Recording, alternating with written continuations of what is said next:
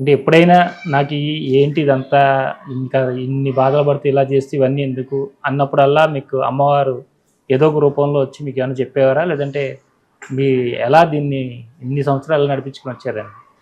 అదేనండి ఆవిడ చిత్రం అంటే. హ్మ్. ఇన్ని సంవత్సరాలు ఎట్లా నడిపాను. పైగా ఇంకొకటి చెప్పనా, హ్మ్. పని మనిషి లేదు, హ్మ్. వంట మనిషి లేదు, హ్మ్. అన్నీ నేనే చూసుకునేదాన్ని, పూజలు నేనే చూసుకునేదాన్ని. హ్మ్. చీకటితో లేచి ముందు చిమ్ముకోవటం, హ్మ్. కడుక్కోవటం అన్నీ చేసుకుని స్నానం చేసి గుళ్ళోకి వచ్చి హ్మ్. 10:30, 11 దాకా ఉండి అప్పుడు పోయి వంట చేసి హ్మ్. అప్పుడు మహానివేదన పెట్టి అందరికీ పెట్టటం. ఏంటంటే ఇంకా వేరే పనేం లేదు కదండి, ఇదే పని.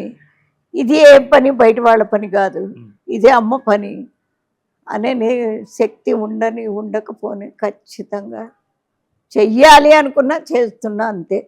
దాదాపు 87 సంవత్సరాల వయసులో మీరు ఉమ్.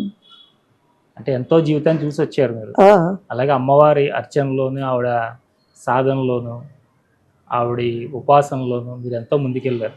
ఉమ్. వెళ్ళినప్పుడు అసలు ఈ సృష్టి ఏంటి, ఈ సృష్టి రహస్యం ఏంటి, ఇవన్నీ తెలుసుకుందాము అని మీరు ఉన్నప్పుడు మీకు వచ్చినటువంటివి ఏదైనా మాతో పంచుకోండి.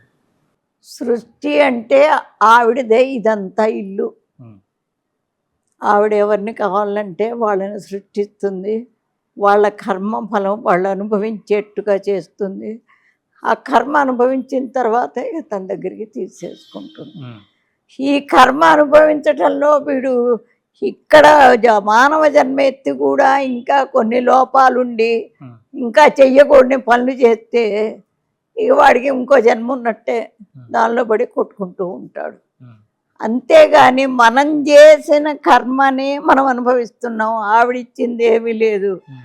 అది ఆవిడ మంచి ఇది చెప్తే ఇది మంచి ఇది చెడు రెండు చెప్పింది. ఉమ్.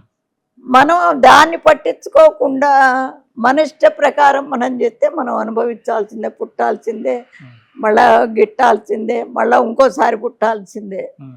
అది మన కర్మానుసారమే నడుస్తుంది. ఉమ్. అందుకని ఇప్పుడు నేను అందరికి పిల్లలకి చెప్పేది హనుమాన్ చాలీసా ఒక 50 మంది పిల్లలకి బాగా నేర్పే నోటికి. ఉమ్. మంగళవారం రాగానే సాయంత్రం పూట వచ్చి కూర్చుని వాళ్ళే చదువుతారు. ఉమ్. అంటే చదువుతారు అనే సంతోషం కాదు, ఉమ్. ఆ మనస్సు దాని మీదకి మళ్ళింది, ఉమ్. దైవారాధన మీదకి మళ్ళింది. నా ఉద్దేశం సగం అది. ఉమ్. అట్లాగే లలితా శాస్త్రం 2-3 గ్రూపులు నేర్పాను, ఇక అన్నీ నేర్పుతూ ఉంటా. అట్లా అసలు టైం వృధా చెయ్యకుండా ఉమ్. ఏదో దైవారాధనలో నెట్టేసుకుంటున్నాయి ఇప్పుడు. చాలా బయట దేశాల నుంచి కూడా మీకు ఫోన్లు చేసి వాళ్ళ జాతకాల గురించి వాటి గురించి అడుగుతారని చెప్తారమ్మా. ఏంటది? చేస్తారు అంటే ఇక్కడ నుంచి వెళ్ళి బయటికి వెళ్ళిన వాళ్ళు ఉమ్. ఇక్కడేమో ఇక పెళ్ళి కాలేదనుకో, ఉమ్. ఆ పెళ్ళి కానీ వాళ్ళకి ఇదిగో ఇది అమ్మ రుక్మిణీ కళ్యాణం చదువు, ఉమ్. ఇట్లా పసుపు కొమ్ముల పూజ ఒకటి ఉంటుంది అది చెయ్యి, అన్నీ చేయిస్తే ఉమ్. ఓకే. పెళ్ళి కుదిరి పెళ్ళయ్యి భర్తతో సహా అక్కడికి వెళ్ళిన వాళ్ళు ఉమ్. శ్రావణ శుక్రవారం పూజ, సత్యనారాయణ వ్రతం, ఉమ్. ఇంకేమన్నా పిల్లల బర్త్డేలు అట్టయితే అవి ఫోన్ ద్వారా చేయిస్తూ ఉంటాను. ఉమ్. అట్లా బయట మా వాళ్ళే ఓ 10-12 మంది ఉన్నారు. ఉమ్. ఈ శిష్యులు కూడా అట్టట్టో 50 మంది దాకా ఉన్నారు. ఉమ్. ఏదన్నా కార్యక్రమం అనగానే ఏంటి పాంప్లెట్ పంపిస్తే వాళ్ళకు దోచింది వాళ్ళు పంపిస్తారు. ఉమ్. ఒకళ్ళ దగ్గర నుంచి ₹1 అమ్మవారికి ఇస్తున్నారు అంటే ఉమ్. ఆవిడకి అదొక్కటే సరిపోతుంది. ఉమ్. ఎవరి దగ్గర ఎంత తీసుకోవాలో అంతే తీసుకుంటాం. ఉమ్. అంతేగాని ఉన్నవాడు కదా అని వాడు ఒక ₹1000 ఇవ్వకూడదా, ఉమ్. ఇట్లాంటివి మనకి పనికిరావు. ఉమ్. ఎంత ఇచ్చారో అంత ఉమ్. వాళ్ళ ఎదురుకుండానే తీసుకెళ్ళి ఆవిడ చేతికి అంటించి ఉమ్. అక్కడ పెట్టేస్తాను. ఉమ్. అంటే ఎలా మీరు ఈ జ్యోతిష్యంలో కూడా ఎలా పాండిత్యం వచ్చింది మీకు? జ్యోతిష్యంలో కూడా నేర్చుకున్నానండి, ఉమ్. ఇక్కడికి వచ్చిన తర్వాత నేర్చుకున్నాను. ఉమ్. అంటే అసలు బేసిక్ మా ఊళ్ళో ఉండగా నేర్చుకున్నాను, ఉమ్. తర్వాత ఇక్కడికి వచ్చిన తర్వాత నేర్చుకున్నాను. ఉమ్. పెద్ద పండితురాలనే కాదు దాంట్లో. ఆ కుండలు వేయటం, ఉమ్. ఏ గ్రహం ఎక్కడుంది, ఉమ్. వాళ్ళకి ఇప్పుడు ఏ దశ నడుస్తుంది, అంతర్దశ ఏమిటి, ఉమ్. దాని దశాధిపతి ఎవరు ఉమ్. అని అట్లా చూసి దాన్ని బట్టి చెప్తాను. ఉమ్, ఇప్పుడు మటుకు నేను చెప్పినవి కానిది లేనే లేదు. ఉమ్, అమ్మ బలానా అబ్బాయి వచ్చాడు జాతకం చెప్తున్నా ఉమ్, అని ఆవిడతో చెప్తా. ఉమ్, వచ్చిన మాట ఆవిడే ఉమ్. సరి చేస్తుంది. ఈ కుజ దోషాలు, ఈ రాహు దోషాలు ఇవన్నీ అంటారు కదమ్మా. అంటే ఆ కుండల్లో ఉంటే ఉమ్, ఇప్పుడు లగ్నాన్ని బట్టి కొన్ని కొన్ని చాలా నీచ జాతకాలు ఉంటాయి.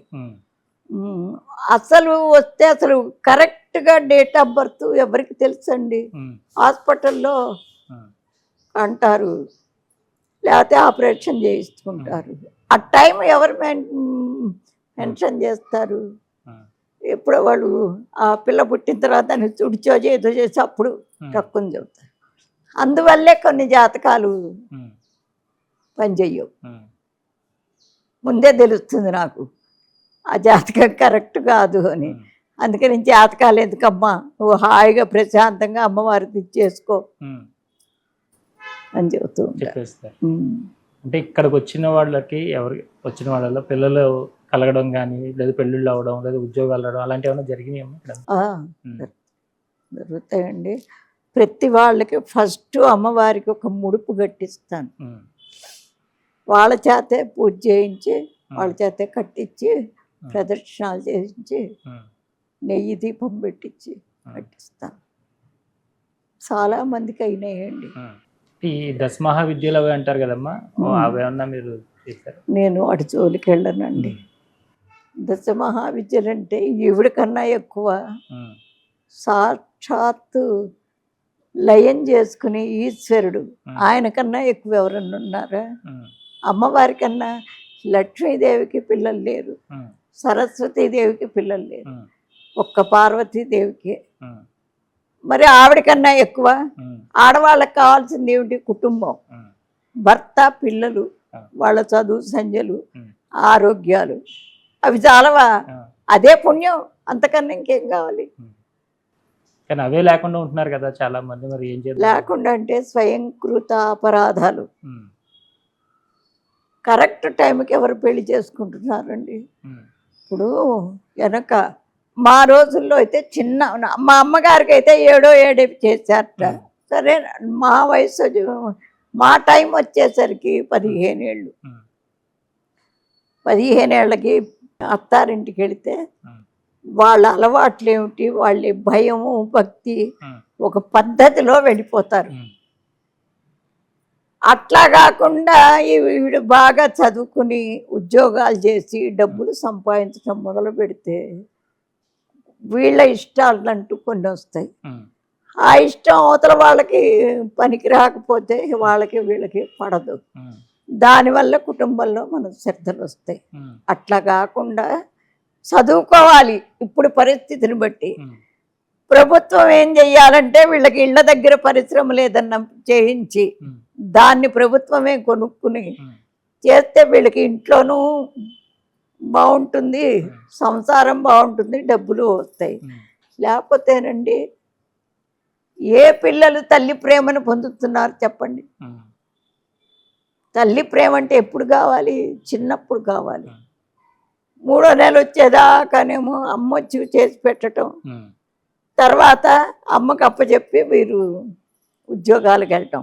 కాకపోతే ఇప్పుడు ఆర్థికంగా ఇబ్బంది కాదనను, కానీ మనం ఉండాల్సిన పద్ధతుల్లో మనం ఉంటే కొంచెం ఇబ్బంది పడ్డా ఏముండి మన వాళ్ళకి మనం చేస్తున్నాం. ఇప్పుడు ఎక్కడో ఆ పక్కన మగవాడు, ఈ పక్క ఆడమనిషి, వీళ్ళిద్దరిని తీసుకొచ్చి కలుపుతున్నాం. మరి అట్టా కలిపినప్పుడు వీళ్ళిద్దరూ అమ్మో ఆయన వచ్చారనేది ఈవిడికి ఉండాలి, అమ్మో మనం సరైనది సంపాదించి పెట్టకపోతే ఎట్టాగు అనేది ఆయనకు ఉండాలి. అది అడ్జస్ట్మెంట్లో మేమందరం పడలేదా? మాకు లేవా అప్పుడు? మేము 6గురం, మా బావగారులు 5గురు, ఆడబిడ్డలు 2, వచ్చేవాళ్ళు పోయేవాళ్ళు, వండటం పెట్టడం, అదే లోకం అనుకున్నాం. మరి మేము సంతోషంగా లేమా? అయితే ఏంటంటే ఇప్పుడు సమాజం మారింది, ఒప్పుకుంటాం. ఆర్థికంగాను ఇబ్బంది పడుతున్నారు. 10 రూపాయలు వచ్చే ఇది చేసుకుంటే మంచిదే, కానీ సంసారం వదిలిపెట్టే